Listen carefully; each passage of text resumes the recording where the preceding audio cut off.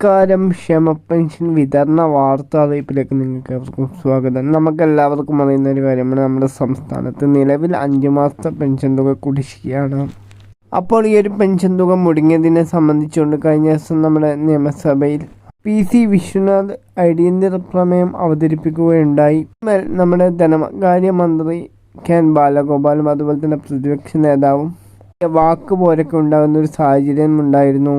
സംസ്ഥാനത്തെ നിലവിലെ സാമ്പത്തിക സ്ഥിതി അനുസരിച്ചുകൊണ്ട് ഈ കുടിശ്ശികയായിരിക്കുന്ന 5 മാസത്തെ പെൻഷൻ തുക ഒരുമിച്ച് വിതരണം ചെയ്യാൻ കഴിയാത്തൊരു സാഹചര്യമാണ് നമ്മുടെ സംസ്ഥാനത്തുള്ളതെന്നും എത്രയും പെട്ടെന്ന് തന്നെ 2 മാസത്തെയെങ്കിലും പെൻഷൻ തുക വിതരണം ചെയ്യുമെന്നും സംസ്ഥാന സർക്കാർ ശ്രമിക്കുന്നതാണെന്ന് സംസ്ഥാനത്തിൻ്റെ ധനകാര്യമന്ത്രി അറിയിച്ചിട്ടുണ്ട്. ഇത്തരത്തിൽ ബാങ്ക് അക്കൗണ്ടുകൾ വഴി പെൻഷൻ സ്വീകരിക്കുന്ന ആളുകൾ അവരുടെ ബാങ്ക് അക്കൗണ്ട് ആധാറുമായി ലിങ്ക് ചെയ്തിട്ടുണ്ടോ എന്ന് പരിശോധിക്കുക. അതുപോലെ തന്നെ നിങ്ങളുടെ ബാങ്ക് അക്കൗണ്ട് 0 ബാലൻസ് അക്കൗണ്ട് ആണെങ്കിൽ നിങ്ങൾ അക്കൗണ്ട് ഉപയോഗിച്ചുകൊണ്ട് നിങ്ങൾക്ക് അനുവദിച്ചതിൽ കൂടുതൽ പണമിടപാട് നിങ്ങൾ നടത്തിയിട്ടുണ്ട് എങ്കിൽ നിങ്ങളുടെ ഈ ഒരു ബാങ്ക് അക്കൗണ്ട് സേവിങ് ബാങ്ക് അക്കൗണ്ടാക്കി മാറ്റാൻ നിങ്ങൾ ശ്രമിക്കേണ്ടതാണ്. അങ്ങനെ ചെയ്യാത്ത പക്ഷം നിങ്ങൾക്ക് കൂടുതൽ പണമിടപാട് നടത്തിയതിൻ്റെ ഫൈൻ വരാൻ സാധ്യതയുണ്ട്.